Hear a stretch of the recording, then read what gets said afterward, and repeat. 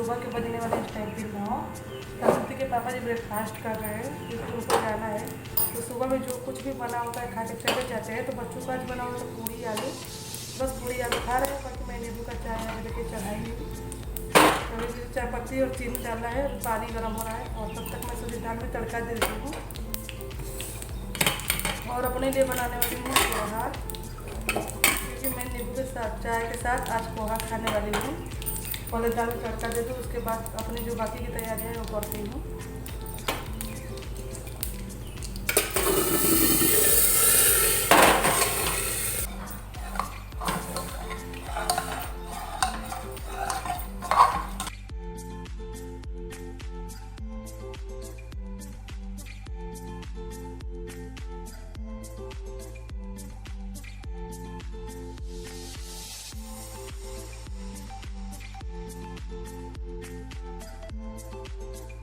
तो फ्रेंड चाय पत्ती चीनी डाल के मैं छोड़ दी हूँ चाय बनने के लिए। दाल को थोड़ा कर देती हूँ गरम, क्योंकि सुबह में बना हुआ था तो हो गया था ठंडा।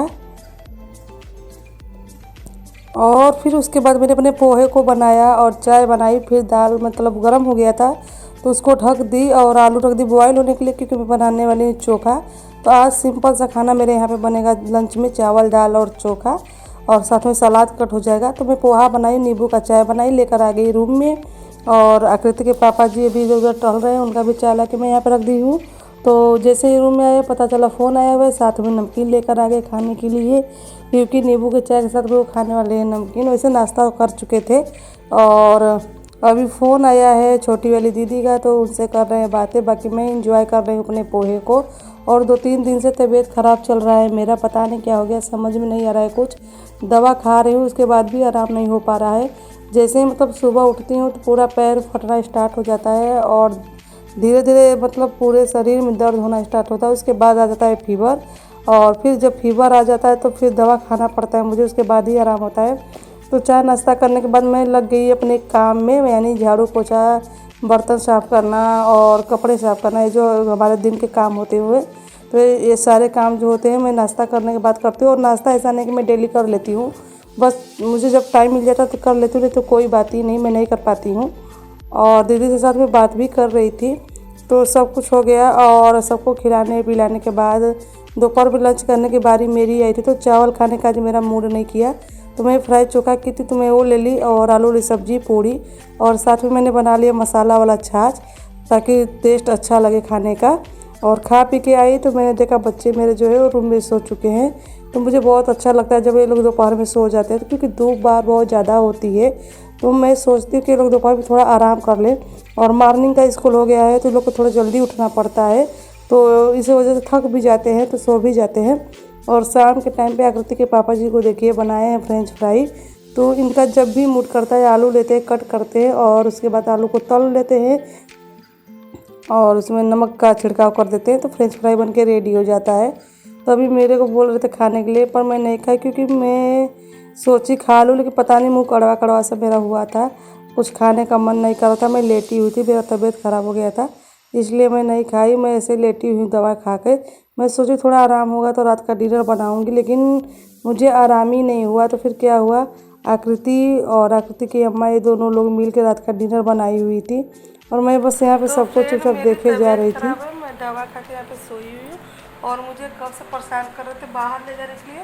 मैं इनको बस ऐसे झटका में की हटाई हूँ, और चोट भी नहीं लगा है, लेकिन फिर भी सबको दिखा रहे हैं कि चोट लग गया है।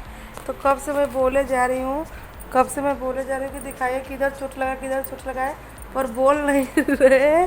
मजाक कर रहे हैं मेरे साथ में, मजाक कर रहे हैं ना, मजाक कर रहे हैं। सही में लगा है, हाँ सही में चोट लगा है। जब हम कह रहे हैं कि कहाँ कट गया, जब हम कह रहे हैं कि हमारा तबीयत खराब है, हम नहीं जाएंगे बाहर, नहीं जाएंगे बाहर, तब को ज़बरदस्ती क्यों लेके जा रहे हैं? क्या होगा, हमारी तबीयत खराब हो गई अचानक। मैं दिन भर सही थी, शाम को अचानक तबीयत खराब हो गई, सर पकड़ा, फिर फीवर आ गया, फिर दवा खाई हूँ, अभी धीरे धीरे रिलैक्स हो रहा है। और आज का खाना मेरी सासू माँ और मेरी बेटी मिलके बना रही हैं। मैं बहुत कोशिश की कि मैं बना लूँगी, पर नहीं बना पाई, तो मुझे काम छोड़ना पड़ा। फिर वो लोग किचन में गई हुई हैं और खाना बना रही हैं, और मैं लेटी हुई हूँ। और मुझे कब से परेशान कर रहे हैं कि बाहर चलो बाहर चलो, जब मैं ठीक रहती तो खुद ही बाहर जाती, बताइए कैसे चलूँगी बाहर, बताइए कहाँ चोट लगाई थी उनको बोलते बहाना बना रहे हैं ना चोट। और आप लोग को बता दूं कि रोटी के लिए जो ये आटा गूँथा हुआ है आकृति ने गूँथ कर तैयार किया हुआ है। और आकृति की अम्मा सब्जी कट कर रही थी तड़का देने के लिए, तब तक आकृति क्या बोली कि आटा लगा के गूँथ के तैयार कर दी। तो मुझे विश्वास ही नहीं हो रहा था कि आकृति आटा इतना अच्छा गूँथी हुई है, हालांकि मुझे दिखाई भी। और अभी आकृति सब्जी चलाने जा रही थी तो बार बार कोशिश कर रही थी कि ढक्कन हटा दे सब्जी का, पर उससे हटा ही नहीं। तो बाद में उसकी अम्मा आएंगी तो चलाई होंगी। और उसके बाद फिर यहाँ पे रोटी बन रही है और आकृति सबके लिए सलाद कट कर दी है। और अभी आकृति सबको थाली लगाने वाली है डिनर की, क्योंकि आज का पूरा जो रूटीन मतलब काम है किचन का, आकृति और आकृति की दादी माँ ये दोनों लोग मिलके ही पूरा की हुई। मैं तो उठ भी नहीं पाई थी कि मैं उठ के कुछ कर पाऊँ। अचानक मुझे फीवर आ गया। मैं कई लोगों को बोली पूछी भी तो सब लोग यही बोल रहे थे कि इस टाइम का मौसम ही ऐसा चल रहा है कि मतलब हर घर में कोई ना कोई एक लोग बीमार ही है इस टाइम पे। और मुझे बहुत बुरा लगता है जब आकृति ऐसे काम करते, क्योंकि आकृति की उम्र अभी इतनी नहीं है कि वो घर के काम को संभाले, लेकिन आकृति पूरा कोशिश करती है मेरे बीमार होने के बाद कि वो घर के काम को देख लेगी। क्योंकि मुझे मेरे पास आती है तो यही बोलती है कि कोई नहीं, बीमार हो मैं ये काम कर दूंगी, अच्छा ये काम करना है मैं कर लूँगी, अच्छा तुम बताओ तुमको क्या चाहिए मैं ला के तुमको दे दूँगी। तो मुझे सुन के बहुत अफसोस होता है कि अभी मतलब इस एज में मैं मुझे जितना काम करवाना चाहिए मैं कहीं मतलब उससे कई गुना उससे काम करवा लेती हूँ। तो अभी आकृति मेरे पापा का थाली लगा के दी, बुआ का थाली लगा के दी, फिर अपने और बाबू के लिए यहाँ पे डिनर लेके आई। और मेरे पास आके बोली कि मम्मी हम लोग को डिनर करा दो। तो मैं तो इतना करा ही सकती थी क्योंकि बैटरी सिर्फ खिलाना ही है मुझे, तो बस मैं आकृति को यहाँ पे खिला रही हूँ। और बाबू को मैंने कई बार आवाज़ लगाया पर उसका पता ही नहीं चला कि वो कहाँ पर है।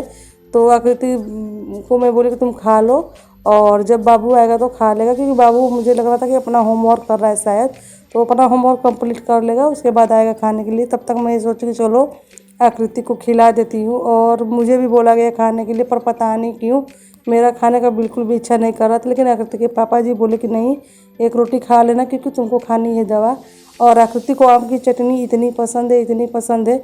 तो आम का पेड़ आप लोग मेरे पीछे तो देखे ही होंगे, तो डेली मेरे छत पर 3 4 5 आम ऐसे ही गिरे मिल जाते हैं, या फिर पीछे किचन गार्डन जो है वहाँ पे आम गिरे मिल जाते हैं। तो घर पे आता है और फिर उसकी बनती है चटनी।